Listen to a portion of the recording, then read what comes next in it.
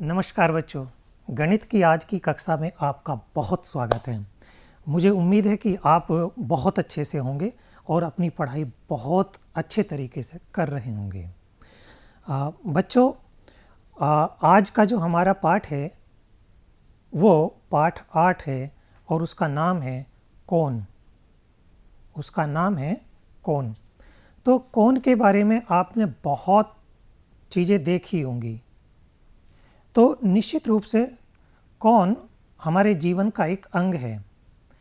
आप चित्र में देख पा रहे होंगे कि बहुत सारी वस्तुएं रखी हैं हमारे सामने और ज्यामितीय अवधारणाओं जो आपका पहला चैप्टर था इससे, तो उसमें आपने बहुत सारी आकृतियों के बारे में जानकारी ली थी, अध्ययन किया था। ज्यामितीय अवधारणाओं में जो आपने वस्तुएं देखी वो कुछ समतल थी, कुछ वक्रतल थी और कुछ समतल और वक्रतल दोनों प्रकार की थी। जैसे कि आप अभी चित्र में देख भी पा रहे हैं, कुर्सी है, किताबें हैं, टीवी है और पेन है, किताब है, तो बहुत सारी वस्तुएं रखी हुई होती हैं। अब यदि हम पुस्तक को ही लें तो पुस्तक कैसी है? पुस्तक एक समतल है, पेन वक्रतल है और शंकु ये वक्रतल भी है और समतल भी है, दोनों तरह की आकृति है। तो विभिन्न प्रकार की आकृतियां आपने देखी हैं। आपका ध्यान कुर्सी के नीचे जाना चाहिए। क्या देख पा रहे हैं आप यहाँ पे? दो लाइन, दो रेखाएं, दो भुजाएं आपको दिखाई देंगी जो आपस में किसी कोण पर कट रही हैं। ये कोण क्या चीज़ होती है? चलिए, आप पुस्तक पढ़ते हैं ना? तो जब आप पुस्तक को खोलते हैं, कोई तो कम पुस्तक खोलता है, कोई बहुत ज़्यादा पुस्तक खोल देता है। तो ये जो झुकाव है, पुस्तक के दो पृष्ठों के बीच का जो झुकाव है, इसको ही हम कोण कहते हैं। आपने दरवाज़ा भी देखा होगा, जैसे कि यहाँ आप चित्र में भी देख पा रहे हैं, एक बच्चा दरवाजे को खोल रहा है, तो इस दरवाजे के झुकाव को ही हम कोण कहते हैं। दरवाजे का किनारा PQ तथा चौखट QR के बीच का झुकाव भी कोण का ही आभास कराता है। तो प्यारे बच्चों, आज हम इस कोण के बारे में ही जानकारी लेंगे। आखिर कोण क्या होता है और कोण के प्रकार कितने होते हैं और हम कोण को किस प्रकार से बना सकते हैं।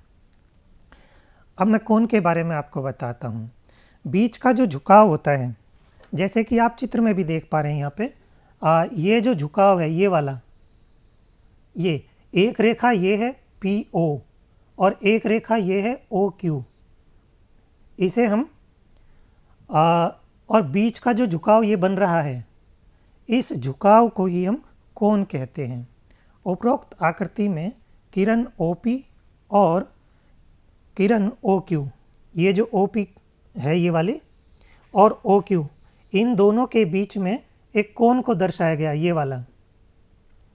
O इस कोण का शीर्ष है, ये जो बिंदु है ये इसका शीर्ष है। तो इस प्रकार से POQ के द्वारा हम किसी कोण को अभिव्यक्त कर सकते हैं, निरूपित कर सकते हैं। प्यारे बच्चों, माचिस की दो तीलियां को यदि हम लें और पहली तीली के एक सिरे को दूसरी सिरे से मिला दें तो ये भी एक कोण का निर्माण करेगा। जैसे मेरे पास माचिस की दो तीलियां हैं, आओ करके देखते हैं। ये माचिस की दो तीलियां हैं, ठीक है ना? ये दो तीलियां हैं और ये तीली का जो ये कोण बन रहा है, ये वाली जगह जो बन रही है, ये कोण है। यदि ये और बढ़ा दिया जाए तब भी ये कोण है, इसको यदि और बढ़ा दिया जाए तब भी ये कोण है, ये वाला भी कोण है। इसको और बढ़ा देता हूँ तो ये बड़ा सा, ये यहाँ से यहाँ तक का भी कोण है, ठीक है? ओके, अब आप कोण के बारे में समझ गए। आगे बढ़ते हैं। कोण को किस प्रकार से लिखा जा सकता है, चलिए बताते हैं। यहाँ जो चित्र में आप देख पा रहे हैं, ये देख रहे हैं कि P एक शीर्ष है और A एक बिंदु है, बी एक बिंदु है और सी एक बिंदु है। क्या आप मुझे ये बता पाएंगे कि बिंदु P पर बने सभी कोणों को हम P कह सकते हैं? बताइए। बिंदु P पर जितने भी कोण बन रहे हैं, एक तो कोण बन रहा है 1, एक बन रहा है ये 2 और एक बन रहा है पूरे वाला 3। क्या इन सब को मैं कोण P कह सकता हूँ? बिल्कुल नहीं। क्यों? क्योंकि जो कोण एक है ये वाला, ये कुछ बड़ा सा दिख रहा है और कोण 2 कुछ छोटा सा दिख रहा है, ठीक है ना। और जो 3 है वो बहुत ही बड़ा दिखाई दे रहा है। तो P तो नहीं हो सकते ये तीनों। इन तीनों का कुछ अलग अलग नाम होना चाहिए। क्यों नाम अलग अलग होना चाहिए? क्योंकि इनकी माप अलग अलग है, इनके साइज अलग अलग हैं। और जब साइज अलग अलग होंगे तो निश्चित रूप से वो कोण भी अलग अलग हो जाएंगे, ठीक है। तो पहले वाले कोण को, कोण एक का जो नाम है उसे मैं कहूँगा ए पी बी, यानी ए पी बी। इस तरह से मैं ए पी बी को बता पाऊँगा। कोण एक का नाम हो गया ए पी बी। इसमें आप मुख्य रूप से देखें कि जो शीर्ष होता है वो बीच में लिखा जाता है। फिर दूसरे वाले कोण को क्या लिखूँगा? इसी तरह से बी से शुरू करूँगा, पी तक पहुँचूँगा और सी तक, तो बी पी सी, ये दूसरा कोण हो गया। क्या तुम कोण 3 का नाम बता सकते हो? बिल्कुल बता सकते हो। क्या होगा? A P C, A P C. कोण 3 का हो गया ए पी सी। ये पूरा ए से चल करके पी तक और फिर सी तक, ये पूरा जो कोण बन रहा है ये ए पी सी बन रहा है। तो इस तरह से आप कोण के बारे में, कोण को लिखना जान गए होंगे, तो आप किसी भी कोण को आसानी से लिख सकते हैं। और जो शीर्ष होता है वो हमेशा बीच में लिखा जाता है। अब मैं आपके पास कुछ कोण दे रहा हूँ और आप इस कोण के नाम बताओ। मुझे बताइए कोण एक का नाम क्या है? इस वाले कोण एक का नाम लिखो। क्या लिख सकते हो आप? पहले मैं करके बता देता हूँ, फिर आप बताना। ए पी बी, यहाँ से ये वाला ए पी बी, तो इसका नाम हो गया कोण 1 बराबर हो गया ए पी बी। तो कोण एक का नाम हो गया है ए पी बी। क्या आप मुझे कोण 2 का नाम बता सकते हो? बताइए, चलिए सोचिए। ठीक है, कोण 2 का नाम है बी पी सी। यहाँ देखिए, यहाँ से बी पी सी, कोण 2 ये वाला है ये, तो कोण हो गया बी पी सी। कोण 2 का नाम मैं लिख सकता हूँ बी पी सी। तो ये कोण 2 का नाम हो गया कोण बी पी सी। क्या हम 3 का नाम बता पाएंगे? बताइए। सी पी डी, बिल्कुल ठीक है। कोण 4 का नाम क्या होगा? ई पी डी, ये भी ठीक है। और कोण 5 का नाम क्या होगा? A P E. ओके, ठीक। तो अब हम जान गए कि कोण को किस तरह से लिखा जा सकता है। अब हम बात करते हैं कि कोण का अभ्यंतर और बहिर्भाग क्या होता है। देखिए, जो कोण के अंदर वाला भाग होता है उसे कहते हैं अभ्यंतर, और जो बाकी भाग होगा उसे कहेंगे बहिर्भाग। तो अब आप इस चित्र को देखें। एक कोण है, कोण पी क्यू आर। ये जो कोण बन रहा है, इस कोण के अंदर क्या है? इस कोण के अंदर है बिंदु ए। इस कोण के अंदर है बिंदु ए। तो ए कैसा बिंदु हुआ? ये आंतरिक बिंदु हुआ। ए कैसा हुआ? आंतरिक बिंदु हुआ। ये अभ्यंतर में है, इस कोण के अभ्यंतर के अंदर है। कोण एक, कोण पी क्यू आर में हो गया ए बिंदु, अभ्यंतर हो गया। ये मैं आपसे पूछूंगा भी अभी थोड़ी देर में कि कौन सा बिंदु अभ्यंतर में है और कौन सा बिंदु बहिर्भाग में है। ध्यान से देखिएगा। अब जो इस कोण के बाहर बिंदु है, जैसे कि ये बी, ये बहिर्भाग का बिंदु हो गया। ये कैसा बिंदु हो गया? बहिर्भाग का बिंदु। यानी जो कोण के बाहर बिंदु होगा उसे कहेंगे बहिर्भाग का बिंदु। और कुछ बिंदु ऐसे भी होते हैं जो भुजा पर ही होते हैं। तो जैसे कि आप देख रहे हैं पी बिंदु और आर बिंदु ये भुजा पर ही है। तो इस प्रकार से हम जान पाए कि किसी भी कोण के 3 भाग हो जाएंगे। एक तो बहिर्भाग हो जाएगा जो बाहर का होगा, एक अभ्यंतर हो जाएगा जो अंदर का होगा, और एक कोण की भुजा वाला भाग होगा। तो इस प्रकार से हम जान पाए कि किसी कोण के 3 भाग होते हैं। प्रयास कीजिए, चलिए बताइए आप मुझे चित्र 1 और 2 के। चलिए पहले चित्र 1 कौन सा है? कोण POQ। तो जो कोण POQ ये वाला जो है, इसके अभ्यंतर के बिंदु बताइए पहले मुझे आप, जो इसके अभ्यंतर के अंदर आ रहे हों बताइए। हाँ, अभ्यंतर के हो जाएंगे, बताइए। अभ्यंतर के बिंदु कौन से हो जाएंगे? अभ्यंतर बिंदु कौन से हैं? A और C, ये 2 बिंदु अभ्यंतर के हैं। इसी तरह से आप कोण 2, ये जो आपका कोण 2 है, इसके अभ्यंतर के बिंदु बता सकते हैं? ठीक, B इसके अभ्यंतर का बिंदु है। तो फिर आप बहिर्भाग के बिंदु भी बता सकते हैं। कोण 1 के बहिर्भाग के बिंदु बताइए कौन कौन से हो सकते हैं?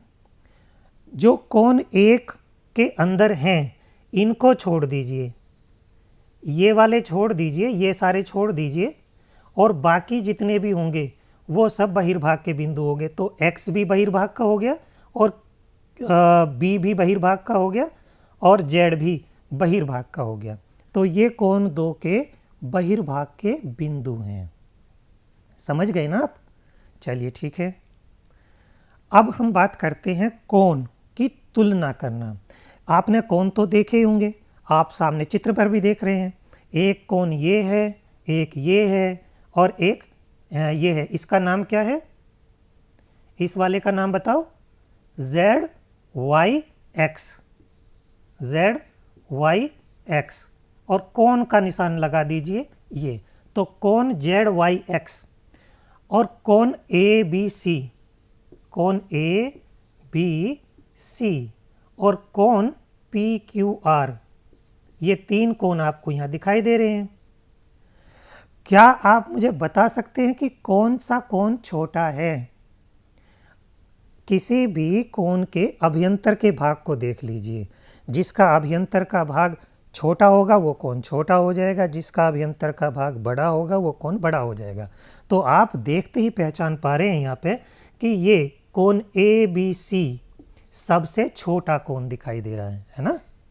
और कोण PQR इससे थोड़ा सा बड़ा दिखाई दे रहा है, और ये ZYX इससे भी बड़ा दिखाई दे रहा है। तो ABC सबसे छोटा है और ZYX सबसे बड़ा कोण दिखाई दे रहा है आपको। चलिए, ये तो आपने देख लिया। प्यारे बच्चों, नीचे वाले चित्र में क्या आप बता पा रहे हैं कि कौन सा छोटा है और कौन सा बड़ा है? कोण 1, कोण 2 और कोण 3 को देखिए, क्या आप बता पाएंगे? सोचिए। नहीं बता पाएंगे, क्योंकि इन्हें देख करके आप अंदाज़ा नहीं लगा पा रहे हैं, ठीक है ना? तो कोण को नापना पड़ता है, कोण को नापना पड़ता है। तो उसको नापने के लिए क्या प्रयोग करते हैं? चांदा। चांदा क्या आपने देखा है कभी? देखिए, ये एक चांदा है, और इसके बड़े साइज का भी एक चांदा होता है। ये एक बड़े साइज का चांदा है, ठीक है ना? तो इसे हम चांदा कहते हैं। और मैं अभी चित्र भी दिखाता हूँ आपको। ये चित्र है, ये चांदे का चित्र, ये वाला जो चित्र है ये चांदे का चित्र आपको दिखाई दे रहा है। इसमें यहाँ 0 लिखा होगा अंदर की तरफ, यहाँ 0 है। यहाँ 10, 20, 30, 40, 50, 60, 70, 80, 90, 100, 110। जब मैं इधर से शुरू करता हूँ B की तरफ से, तो ये 0 से शुरू होता है, और जब मैं A से शुरू करता हूँ तो फिर यहाँ से 0 वाली बाहर वाली साइड की पड़ी जाएंगी। 0, 10, 20, 30, 40, 50, 60, 70, 80, 90। तो इस तरह से हम ये चांदे के द्वारा किसी भी कोण को नाप सकते हैं। नाप के दिखाऊं? चलिए नाप के दिखाते हैं। आपके सामने एक कोण बना हुआ है। क्या बना हुआ है? कोण। कौन सा कोण है? नाम बताइए उसका। बिल्कुल ठीक, एक्स वाई जेड। ये एक्स वाई जेड, ये वाला कोण कितना बना हुआ है, ये चीज़ नापनी है हमें। तो हम चांदे को लेंगे और इस कोण के ऊपर रख देंगे। और चूंकि हमारा यहाँ से ये वाली लाइन जो है जेड वाली, अब यहीं से देखेंगे जीरो, इधर जेड वाली तरफ से जीरो आना चाहिए। तो जेड वाली तरफ से जीरो अंदर की तरफ है ना, ये वाला। तो 0, 10, 20, 30, 40, 50, 60, 70, 80, 90, 100, 110, 120 और इसके आधा और आ गया, बीच में जा रहा है 120 और 30 के। तो कितना हो गया, 125 अंश। अंश भी बोलते हैं हम कोण को। तो ये हो गया, इसकी माप हो गई है 125। एक्स वाई जेड का मान हो गया है 125 अंश। तो इस प्रकार से आप किसी भी कोण को नाप सकते हैं। ठीक है, चलिए अब आपके लिए काम है, ये जो कोण मैंने आपको दे रखे हैं, आपकी किताब में भी, किताब खोलिए, किताब है ना आपके पास, मैं भी निकाल लेता हूँ किताब। ये किताब मैंने निकाली है, देखिएगा, ये किताब है और इस किताब में ये कोण दे रखे हैं हमने। क्या दे रखे हैं, यहाँ पे देखिएगा आप, ये वाले आपको नापने हैं, नाप करके देखिएगा आप इन्हें। और मैं पहले कोण को नापता हूँ, आपको दिख रहा होगा, और इस तरह से ये नाप करके आ रहा है। आप भी चेक करिए, मैं चेक कर रहा हूँ और मुझे मिल रहा है 120 अंश का। पहले कोण का मान हो गया है 120, इस वाले कोण का मान है 120। ठीक है, चलिए आप दूसरा कोण नाप करके देखिए, चांदा रखिएगा इसके ऊपर और नाप के देखिएगा कितना आ रहा है, 90, ये वाला 90 आ रहा है। ठीक है ना, ये 90। तो दूसरे वाले कोण का माप हो गई है 90 अंश। चलिए तीसरा कोण नाप के देखते हैं। आप भी देखिए अपनी बुक में, बुक तो ले रखी है ना आपने, हाँ, बुक का पेज नंबर 160 खोलिएगा, वहाँ आपको दिखाई देगा। और 160 पेज पे सबसे ऊपर है ना। तो अब इसको नापिएगा, क्या आ रहा है, ये आ रहा है 80 अंश, 80 अंश। तो तीसरे वाले कोण का मान हो गया 80 अंश। और चौथे वाले कोण को नाप करके बताइएगा कितना आ रहा है। ये इसे उल्टा करना पड़ेगा क्योंकि नीचे की तरफ है ना कोण। चांदे को उल्टा कर लीजिए और नाप लीजिए। ये आ रहा है 65, 60, 5, 65। आप भी करके देखिए कितना आता है। मेरा तो 65 आ रहा है, आप चेक करके देखिए क्या ये ठीक है। ठीक है, कोण के माप की किस तरह से खोज हुई है ना, तो ये बताता हूँ। सबसे पहले प्राचीन बेबीलोनिया में जो वहाँ के जो नागरिक थे वो अक्सर ये अनुभव करते थे कि सूरज 360 दिन के बाद अपनी पहली स्थिति में आ जाता है। 360 दिन के बाद फिर वही उसी स्थिति में आ जाता था। तो इसी उन्होंने पूरे राउंड को, पूरे चक्र को 360 भागों में बांट लिया, प्रत्येक दिन के हिसाब से। तो उसको उन्होंने एक दिन का एक अंश बना दिया और पूरे चक्कर को 360 अंश कहा गया। तो इस प्रकार से उन्होंने सूर्य की स्थिति को देख करके कोणों की अवधारणा को निर्मित किया है।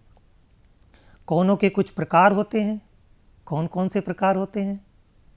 एक रिजु कोण होता है जो कि आपको सीधी लाइन दिखाई दे रही है। ये वाली जो सीधी रेखा है ये रिजु कोण है। ये यहाँ से लेकर के यहाँ तक का कोई भी दो किरण को मिला दीजिए, आप दो भुजाओं को मिला दीजिए, फैला दीजिए सीधे सीधे, तो वो क्या बन जाती है? रिजु कोण बन जाती है। तो एक चक्कर को 360 से व्यक्त करते थे और आधे चक्कर को, पूरा चक्कर ना लेकर के, मैं यदि पूरा चक्कर ले लूँ उसको तब ये 360 का हो जाएगा, लेकिन ये आधा है अब, तो आधे चक्कर को हम 180 अंश से व्यक्त करेंगे। तो इस कोण का नाम होगा रिजु कोण। आप इनको नोट करते रहिएगा क्योंकि मैं अभी आपसे पूछूंगा भी कि ये कौन सा कोण है। इसी तरह से एक संपूर्ण कोण होता है, जब पूरा का पूरा एक चक्कर लगा दिया जाता है ना, पूरा का पूरा एक राउंड हो जाता है, तो उसे संपूर्ण कोण कहते हैं। जैसे कि आपको यहाँ दिखाई भी दे रहा है, ये समपूर्ण कोण है। यदि कोई किरण अपने प्रारंभिक बिंदु के परितः एक बार पूरा घूमने के बाद अपनी प्रारंभिक स्थिति पर वापस आ जाती है, पूरा चक्कर ले लेती है ना, तो इस प्रकार बने कोण को संपूर्ण कोण कहते हैं। प्यारे बच्चों, एक और कोण होता है शून्य कोण। शून्य कोण वो होता है कि जब कोई भुजा वापस मतलब चलना ही शुरू नहीं करती है और वहीं की वहीं रह जाती है, शुरुआत ही नहीं हुई उसकी ऊपर को जाने की, तो उसको हम क्या कहेंगे? शून्य कोण कहेंगे। इसकी प्रारंभिक स्थिति और अंतिम स्थिति संपाती होती है, घूमना नहीं होता इसमें, वहीं की वहीं रहती है, घूमती नहीं है। और समकोण क्या होता है? समकोण होता है कि 90 अंश के कोण को हम समकोण कहते हैं। इसके लिए हमारे पास एक करके भी देख सकते हैं हम। एक पेपर लेंगे, ये हमने पेपर ले लिया एक, ये एक पेपर ले लिया, आयताकार ले लें या फिर वर्गाकार ले लें, किसी भी तरह का ले लेते हैं।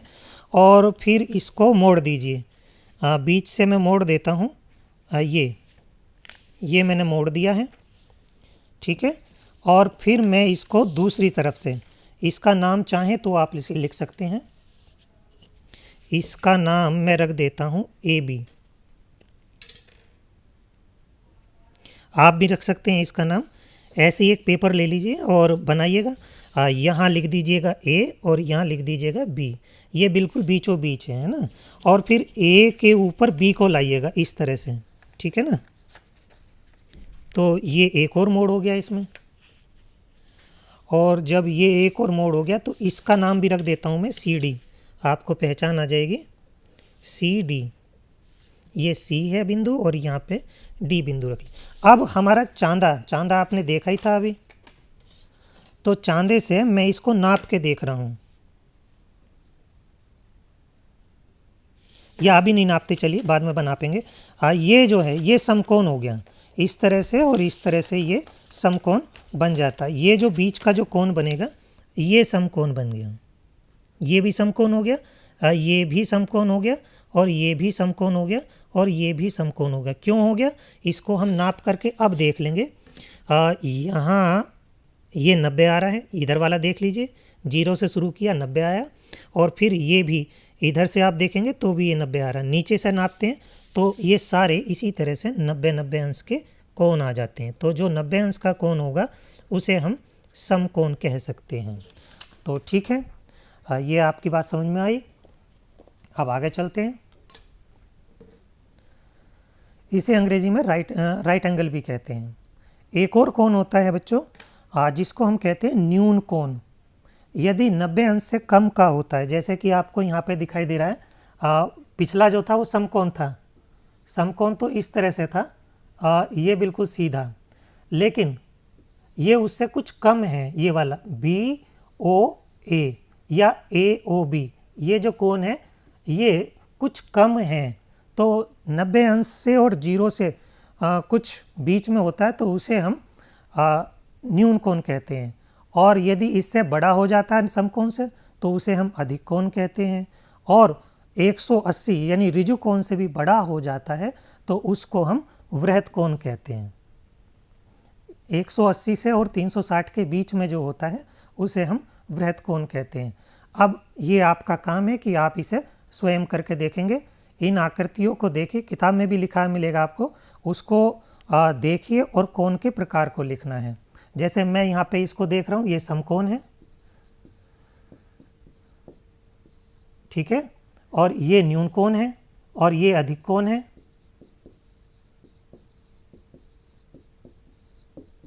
और ये ऋजु कोण हो गया ये वाला, और ये संपूर्ण कोण हो गया, और ये कैसा कोण हो गया, ये अधिक कोण दिखाई दे रहा है, और ये भी ये वृहत कोण दिखाई दे रहा है।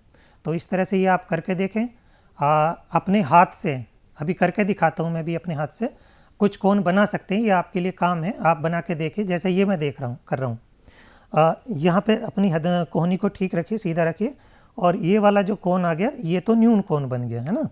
यदि मैं सीधा कर देता हूँ तो ये किस तरह का बन गया, समकोण बन गया। और यदि मैं और इसे आगे बढ़ा दूंगा तो ये अधिक कोण बन जाएगा। और यदि मैं बिल्कुल सीधा कर देता हूँ तो फिर ये ऋजु कोण बन जाता है। ठीक है ना। तो इस तरह से हम विभिन्न प्रकार के कोण बना सकते हैं, समझ सकते हैं। अपनी उंगलियों से भी हम बना सकते हैं। इसे भी आप बना करके देखिए कौन सा कोण बनता है। तो इस तरह से चांदा पटरी और पेंसिल की सहायता से भी आप बना के देख सकते हैं। इन आकृतियों को देखिए, ये कोण युग्म है। जब दो कोण होते हैं और एक उभयनिष्ठ शीर्ष होता है तो उसे हम कोण युग्म कहते हैं। चलिए, प्रत्येक चित्र में कोणों का एक उभयनिष्ठ शीर्ष है। उभयनिष्ठ शीर्ष पर भिन्न भिन्न प्रकार के कोणों के जोड़े बने हैं, इन्हें ही हम कोण युग्म कहते हैं। कोण युग्म देखिए, ठीक है। आसन्न कोण क्या होता है? जब एक उभयनिष्ठ भुजा होती है, शीर्ष भी उभयनिष्ठ होता है, ये शीर्ष है और ये इसकी उभयनिष्ठ भुजा है। तो जब दो कोणों की एक उभयनिष्ठ शीर्ष होता है और उभयनिष्ठ भुजा होती है तो फिर हम उसे आसन्न कोण कहते हैं। रैखिक युग्म क्या होता है?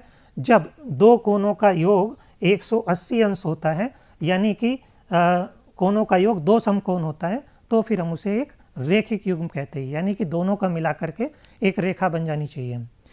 ये शीर्षाभिमुख है। इसमें शीर्ष उभयनिष्ठ होता है लेकिन भुजा उभयनिष्ठ नहीं होती है। तो 2 और 4 ये शीर्षाभिमुख कोण है। इसी तरह से 1 और 3 ये भी शीर्षाभिमुख कोण है। ये आपस में शीर्षाभिमुख है। कोण 1 और कोण 3 ये शीर्षाभिमुख है और कोण 2 और कोण 4 भी शीर्षाभिमुख कोण है। अब कोण युग्म में ही हम कोटि पूरक की बात करते हैं। कोटि पूरक का मतलब है कि जब दो कोणों का जोड़ 90 अंश होता हो। जैसे आप कोण देख रहे हैं, एक 40 का है और एक 50 का, दोनों का जोड़ कितना हो गया? 90। तो जब कोणों का जोड़ 90 अंश होता है तो फिर हम उसे कोटि पूरक कोण कहते हैं। और जब दो कोणों का जोड़ जैसे 140 और 40, 140 ये वाला और 40 ये वाला मिलकर कितना हो गया? 180 अंश। तो जब दो कोणों का जोड़ 180 अंश होता है तो फिर हम उसे समपूरक कोण कहते हैं। अब विभिन्न प्रकार के कोण बनाए भी जा सकते हैं। 60 अंश का कोण बनाना बताता हूँ आपको। ये सबसे पहले आप एक रेखा खींच लीजिए जो कि OP खींची गई है, OA एक रेखा खींची गई है। अपना कंपास ले लीजिए और फिर यहाँ से O पे बिंदु रख करके इसका और पेंसिल लेकर के ये घुमाइएगा। ये एक चाप लगाइएगा और चाप लगाने के बाद फिर P से एक वही डिस्टेंस लेकर के P पे बिंदु प्रकार को रखिएगा और एक कट लगाइएगा जो कि M पर लगता है। और फिर M को O से मिलाते हुए आगे बढ़ा दीजिए। ये जो रेखा आगे बढ़ाई गई है, ये जो कोण बना यहाँ से लेकर यहाँ तक का, ये 60 डिग्री का कोण हो गया है। इसी तरह से हम 120 अंश का कोण भी बना सकते हैं।